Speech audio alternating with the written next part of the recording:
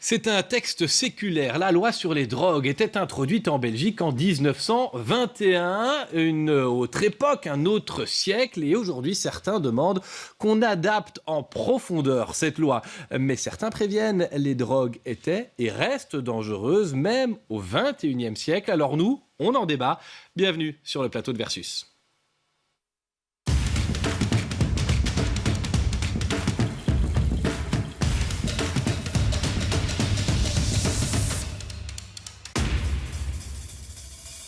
En plateau, 3 personnes et une autre à distance. Monsieur Alain Romswain, bonjour, merci d'être avec nous. Vous êtes inspecteur principal à la zone de police Bruxelles-Ouest et vous êtes un spécialiste de ces questions de stupéfiants depuis la fin des années 90. Luc Hénard, président honoraire du tribunal de première instance de Bruxelles. Julien Heutendal, vous êtes sénateur socialiste et avocat. Et puis, on tente de joindre Catherine Fong par Skype. Sans doute qu'on la retrouvera en cours d'émission, la chef de groupe CDH, qui est aussi médecin, et c'est évidemment pour cela que son avis nous intéresse. Mais d'abord, parole à la police et au terrain. Monsieur Romswain, quel est le profil des dealers, des gens que vous traquez, et est-ce que c'est le même pour ces drogues qu'on dit douces par rapport aux drogues dites dures? C'est bien que vous fassiez la nuance entre les deux parce que je trouve ça essentiel. Je pense clairement qu'il y a vraiment une différence entre les drogues douces, donc ce qu'on peut appeler hashish principalement, et donc les drogues dures, héroïne, cocaïne, pour ainsi dire. Ce qui est intéressant de savoir, c'est que ce n'est pas le même profil de personnes. Les utilisateurs, on peut dire que c'est mixte, c'est un petit peu le reflet de la société. Maintenant, dans le terme des dealers, là, on se retrouve souvent confronté à des jeunes dealers pour ce qui est de la drogue douce, et avec un schéma un peu plus complexe pour les drogues dures, avec une constatation, avec des milieux un petit peu clandestins, des personnes sans papier, mais sinon pour le reste, voilà, on peut scinder un petit peu ces deux types de drogues. Et ces dealers, quand vous les attrapez, ils sont conscients de ce qu'ils risquent, ils savent qu'une drogue douce comme du cannabis, ça peut les amener devant le juge et provoquer à terme un casier judiciaire, des sanctions pénales? Oui, je pense qu'ils en sont très conscients. Maintenant, ça s'est fort répandu aussi, on le voit ces dernières années, mais je pense qu'ils sont totalement conscients que ça reste illégal, et surtout la vente. Alors, monsieur Hénard, vous avez eu des paroles assez dures sur le sujet. Vous évoquez une loi, j'ai vu ça, inefficace et qui néglige la prévention. C'est quoi? Au 19e siècle, au 20e siècle, pardon, on n'a pas pensé qu'à un moment donné, il y avait autre chose à faire que de sanctionner. Le réflexe a été de sanctionner et d'imaginer, à tort à mon avis, qu'au travers de la sanction, on allait apporter une solution au problème de la drogue. Alors, quand on dit le problème de la drogue, il faut distinguer quand même deux hypothèses. Il y a la consommation, la consommation qui tout de même, à 70-90%, ne pose pas le moindre problème, elle est entrée dans les mœurs. Autre chose est le trafic de stupéfiants. Et comme disait mon voisin, oui, il y a effectivement des faits de vente. Le problème, c'est qu'il n'y a pas, et je pense que nous serons d'accord pour le dire, de comparaison à faire entre celui qui, parce que la loi, elle est ce qu'elle est, donne des stupéfiants à son copain contre éventuellement quelques euros, au terme de la loi, c'est un dealer. Il y a tout de même, et ça c'est la raison qui parle, une différence à faire entre ce type de comportement-là et celles et ceux qui débarquent avec des tonnes et des tonnes et des tonnes, que ce soit du cannabis ou que ce soit de l'héroïne ou de la cocaïne. Et donc il y a là, et c'est en ça, je crois, que la loi a fait son temps, c'est qu'elle n'opère pas de manière claire la distinction entre les choses dont on parle. Et je crois qu'il faut, opinion personnelle, en termes de consommation, eh bien, il y a une réponse médicale, et nous l'avons entendu lors du procès que nous avons mené. Et qui a été diffusé sur BXA. On en reparlera, mais voilà, la possibilité de revoir un procès fictif de la loi drogue sur BXA, diffusion il y a quelques semaines, et ça reviendra prochainement. Et tous les intervenants étaient d'accord pour dire que la consommation doit être impérativement, pour diverses raisons médicales, judiciaires en fait, pour toutes les raisons, doit être clairement distingué du reste de la problématique en matière de stupéfiants. Julien Uttendal, vous êtes sénateur pour le Parti socialiste, député bruxellois et puis avocat. Et vous avez eu cette phrase qui m'a interpellé. Vous avez dit, mais finalement, on ne résout pas des problèmes d'addiction avec des procès-verbaux ou de la prison. Mais en même temps, vous ne contestez pas qu'aujourd'hui, les drogues sont liées à toute une série de trafics sur le terrain. On pourra en reparler d'ailleurs avec monsieur le policier dans un instant. Il y a énormément de criminalité qui est générée par ou autour de ces drogues. Oui, mais cette criminalité, elle est gérée par l'interdit pénal.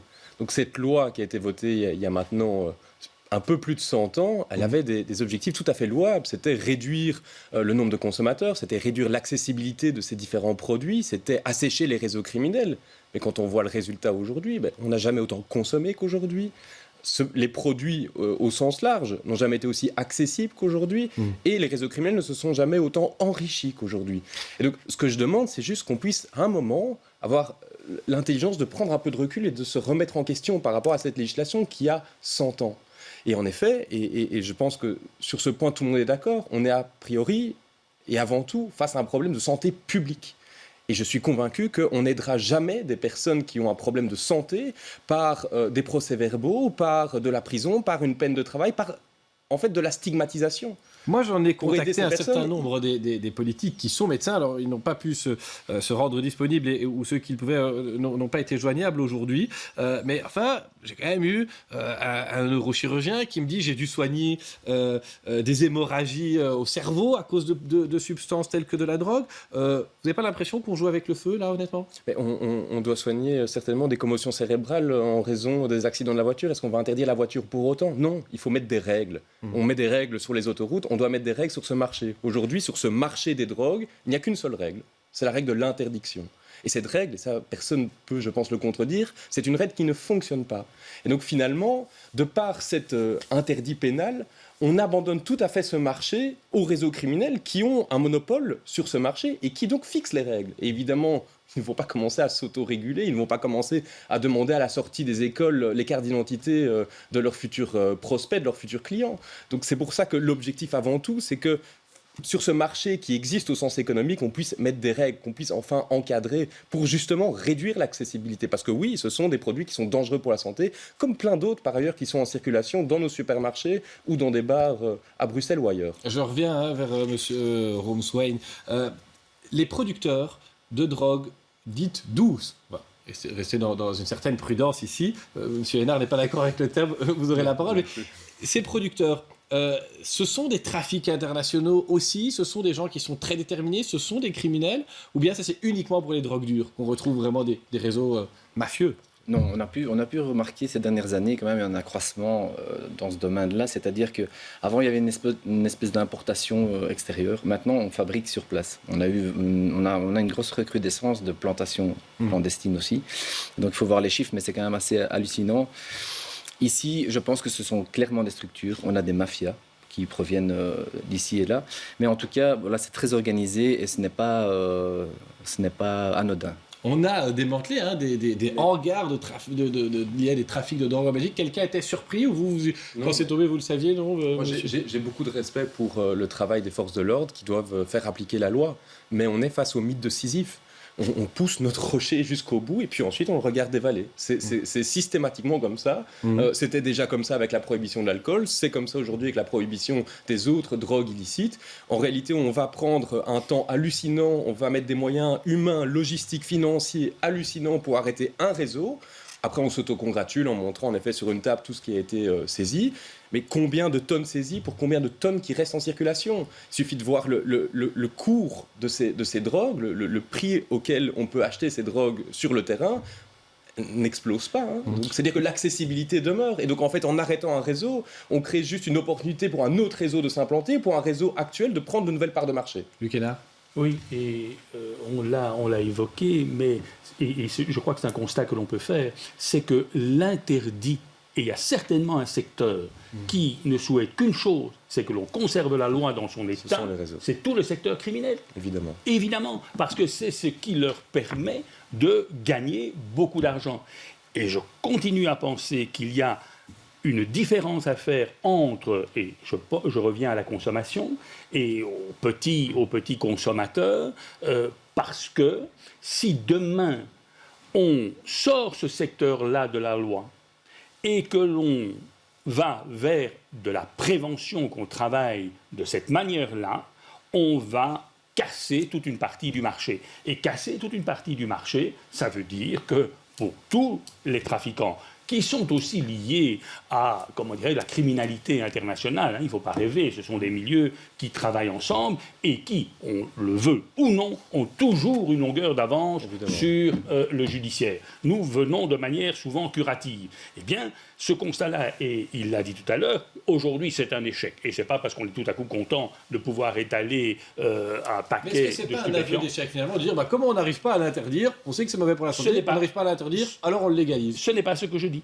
Ce n'est pas ce que je dis. Je crois qu'il faut sortir la problématique des stupéfiants et de la consommation des stupéfiants. Il faut la sortir de la loi.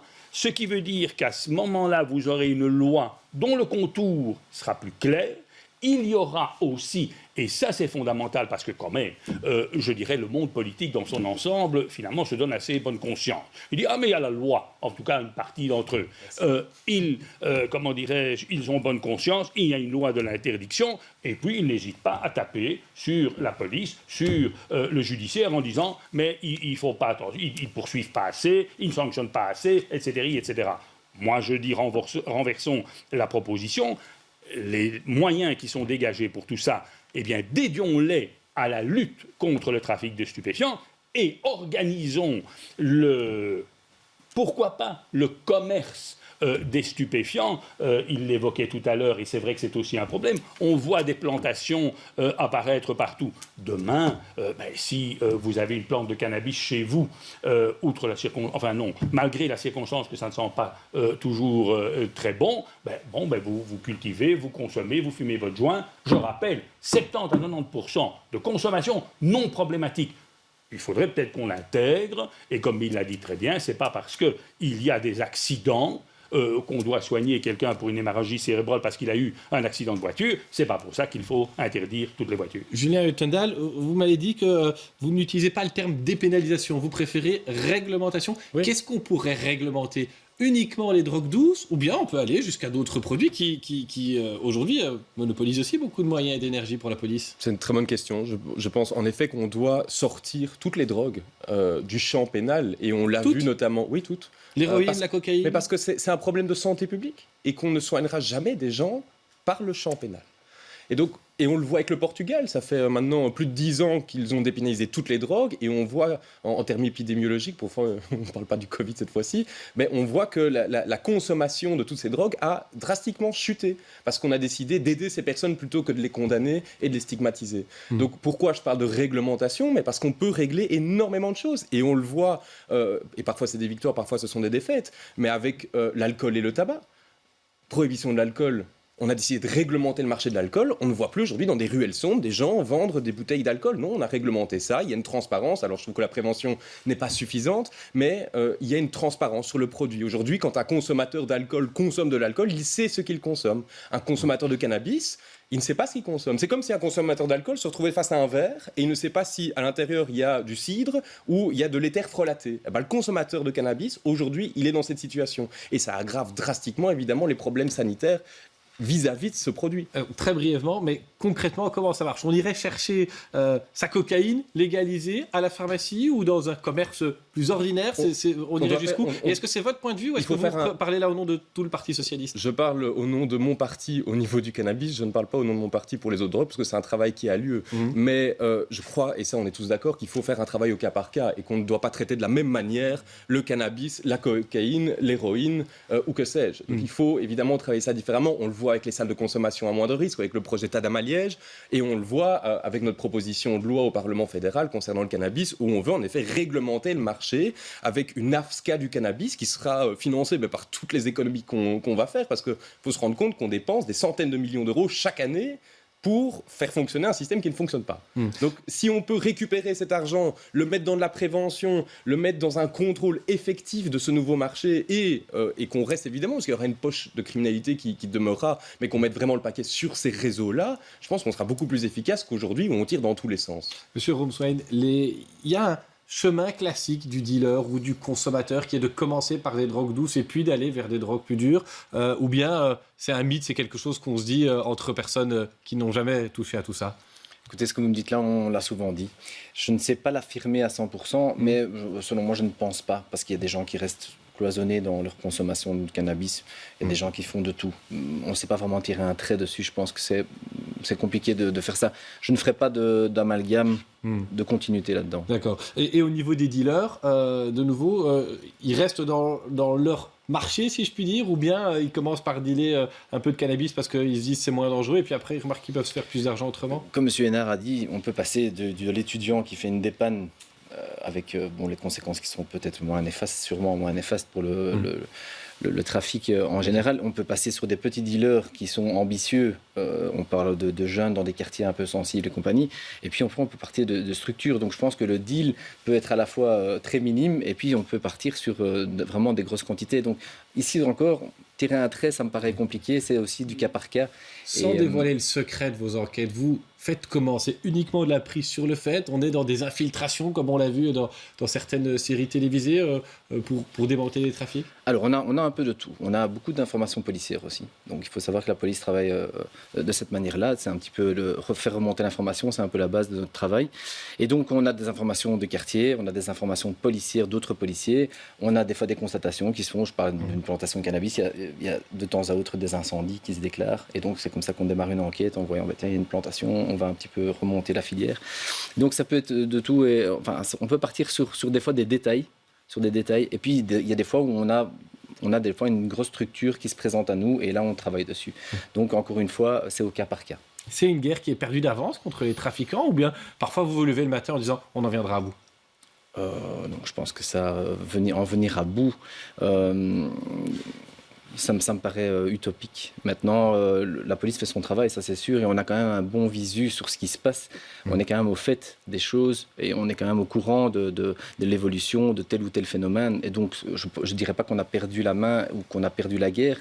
Maintenant, on l'a gagnée, je ne pense pas que ça se fera, mais stabiliser les choses comme elles le sont, j'espère que ça restera en tout cas. Luc Hénard, je vous interroge un peu comme un vieux sage, mais est-ce que c'est moral, à un moment donné, de donner un cadre légal à quelque chose qui a été interdit pendant un siècle? Est-ce que c'est pas juste un switch? Est-ce qu'il n'y a pas d'autres arguments, d'autres questions qu'on doit se poser avant de légaliser? Mais c'est pour moi pas une affaire de morale. C'est une affaire, et il l'a dit, c'est une affaire de santé publique. Et je crois vraiment, et cette loi a 100 ans, elle a fait la démonstration pour moi de son inefficacité. Et ce qu'on doit poser aujourd'hui comme question, c'est de dire, mais comment fait-on pour répondre au phénomène de consommation? Parce que je crois que le mot consommation est important. Parce que tout le petit monde, et il vient de le décrire, tout ce qui se passe autour ou alentour de consommateurs, doit, à mon avis, connaître une gestion différente du trafiquant de stupéfiants. Je rappelle ce que je disais tout à l'heure. Demain, je lui vends un petit paxon de hashish. Il me paye pour ça 10 €. Eh bien, je suis un trafiquant, alors que c'est mon pote, alors qu'en réalité, ça ne pose pas de problème. Et c'est ça que je dis.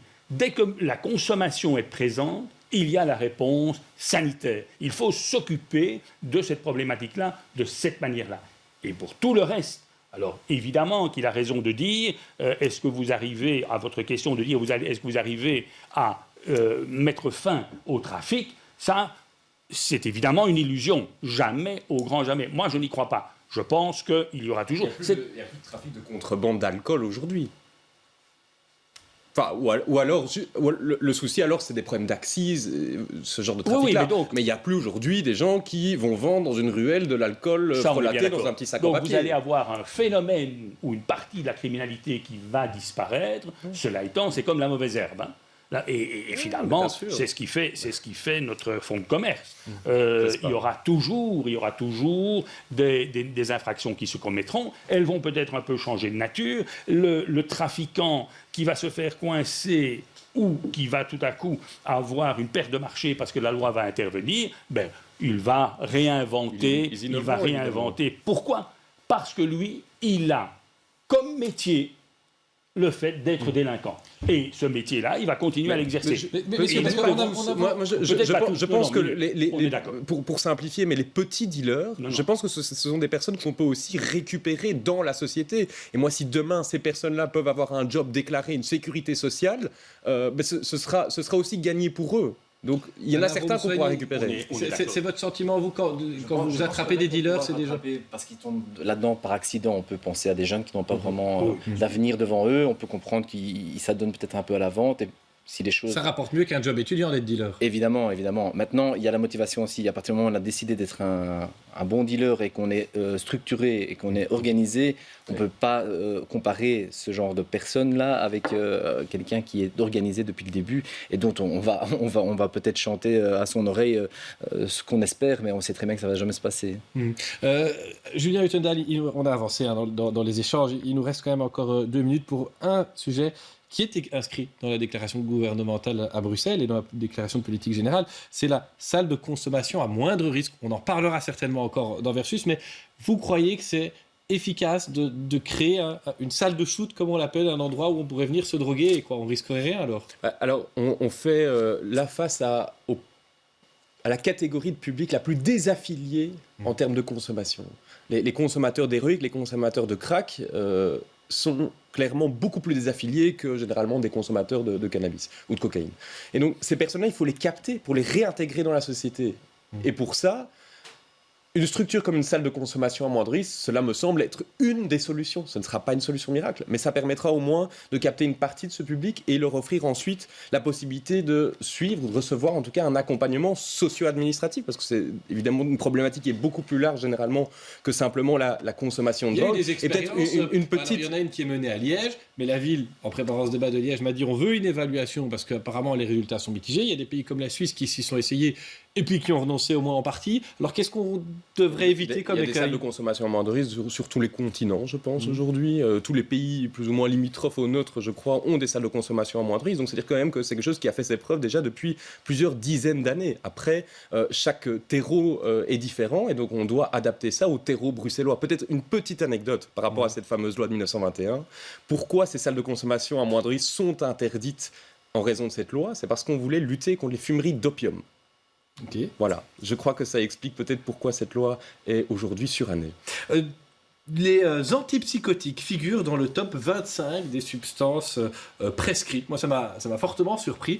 Est-ce que, effectivement, vous partagez le constat d'une espèce d'hypocrisie ou d'une, comment dirais-je, de certaines drogues qui seraient autorisées parce que c'est sous couvert médical et d'autres pas ? Il y a un 3 poids, 3 mesures, si je peux me permettre, mais entre l'alcool où on va au cinéma et on peut voir des belles personnes qui boivent des mojitos et on écrit juste en petit, il faut boire avec un peu de sagesse. Le tabac, où là, il y a une communication qui est beaucoup plus offensive et je la soutiens. Et puis le cannabis, où ça, c'est le drame absolu. Oui, j'appelle juste à de la cohérence. Okay. Et aujourd'hui, quand on voit les dégâts de l'alcool, les dégâts du tabac, les dégâts du sucre, les dégâts des antidépresseurs et qu'on voit... On peut y ajouter d'autres dégâts aussi. Pardon ? On peut y ajouter d'autres dégâts, c'est ça que vous dites ? Mais je ne dis pas qu'on doit y ajouter d'autres dégâts, je veux juste qu'on soit cohérent vis-à-vis de toutes ces substances. Et aujourd'hui, et c'est culturel évidemment, on accepte évidemment le verre de vin, on refuse le joint, mais tout ça c'est de la culture. Et je pense qu'il y a un moment où les mentalités vont finir par évoluer et c'est avant tout, je pense, une question générationnelle. En 20 secondes, M. Hénard, pour voir si vous êtes aligné sur Julien Huttendal, qui nous dit qu'à titre personnel, il pense qu'on doit penser à la dépénalisation ou la réglementation des drogues, y compris dures. Vous allez jusque-là, vous, dans vos réflexions personnelles,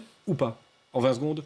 Peut-être que je serai un rien plus nuancé. Cela étant dit, je suis d'accord avec lui lorsqu'il dit que dès l'instant où il s'agit d'un problème de consommation, ce problème de consommation doit être géré de manière spécifique.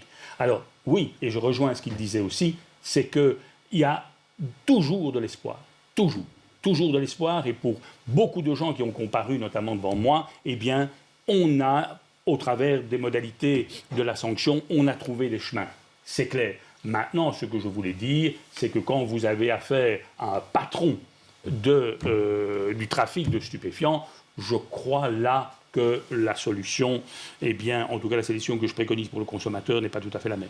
Merci à tous les trois d'être venus sur le plateau de Versus. On avait invité Catherine Fonck, chef de groupe CDH et médecin, à se joindre à nous. Elle avait répondu favorablement. Problème technique, elle n'a pas pu échanger. C'était donc moins un débat qu'un échange. Mais on se rattrapera, on en reparlera. Pourquoi pas à l'occasion de l'inauguration de cette salle de shoot qui nous est promise à Bruxelles. En tout cas, la semaine prochaine, d'autres invités, un autre thème. Et merci de nous avoir suivis. Merci.